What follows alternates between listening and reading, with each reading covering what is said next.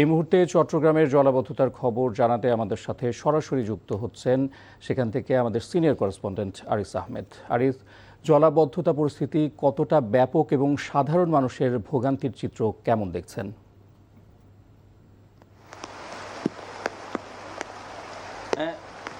চট্টগ্রামের টানা বৃষ্টির কারণে জনজীবন অতিষ্ঠ হয়ে পড়েছে, সাধারণ মানুষের দুর্ভোগ বেড়েছে। আপনি যেই সড়কটি দেখতে পাচ্ছেন, এটি আমার পেছনে প্রায় হাঁটু থেকে কোমর পর্যন্ত পানি। এর পাশে যে চকবাজার সহ বিভিন্ন এলাকায় চট্টগ্রামের যে নিম্নাঞ্চলগুলো আছে সেখানেও একইভাবে আসলে হাঁটু থেকে অনেক জায়গায় কোমর পরিমাণ। আপনি জানেন যে চট্টগ্রাম উন্নয়ন কর্তৃপক্ষ, চট্টগ্রাম সিটি কর্পোরেশন এবং পানি উন্নয়ন বোর্ড চট্টগ্রামের এই জলাবদ্ধতা নিরসনের জন্য গত 8 থেকে 10 বছর ধরে প্রায় 4টি প্রকল্প বাস্তবায়ন করছে, কিন্তু আলোর মুখ দেখছে না সাধারণ মানুষ। আসলে তাদের দুর্ভোগও কমছে না।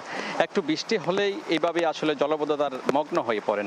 আপনি জানেন যে চট্টগ্রামে এই জলাবদ্ধতার পাশাপাশি একটা বড় সংকট এবং 3 দিন ধরে যে টানা বৃষ্টিপাত হচ্ছে সেই কারণে পাহাড় ধসের আশঙ্কা করা হচ্ছে। কারণ চট্টগ্রামে যেসব পাহাড়গুলো আছে সেখানে ঝুঁকিপূর্ণভাবে লক্ষাধিক মানুষ বসবাস করেন। এই জন্য জেলা প্রশাসনও একইভাবে সেখান থেকে লোকজনকে সরিয়ে নেওয়ার জন্য বারবার মাইকিং করা হচ্ছে। আমি এখন যেখানে আছি যে কাতালগঞ্জ এলাকা, এবং সেখানে এক পাশে আসলে জলাবদ্ধতা নিরসনের কাজ চলছে এবং অন্যদিকে সাধারণ মানুষজন আসলে দুর্ভোগের পোহাতে হচ্ছে। এই হলো এখানকার সর্বশেষ।